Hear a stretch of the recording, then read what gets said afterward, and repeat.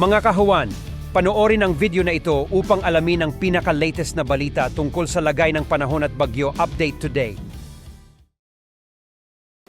Yung pong habagat, inyong makikita, naapektuhan na po o naapektuhan pa rin ang malaking bahagi po ng ating bansa. Inyong makikita, halos buong bansa ay nakaranas po ng maulap na kalangitan na may mga pag-ulan.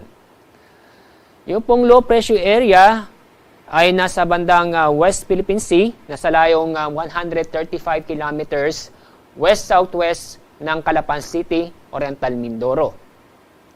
Samantala, meron pong nabuong pangalawang low pressure area nasa loob po ng ating Philippine Area of Responsibility.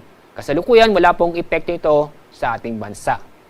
Nasa layong 880 kilometers silangan ng Eastern Visayas.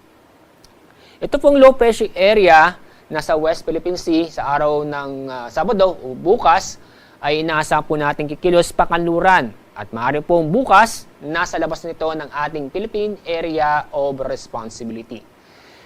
Itong pagkilos o inaasing pagkilos ng pangalawang low pressure area ay January west-northwest at maaari pong lumapit po sa may bandang east ng Northern Luzon.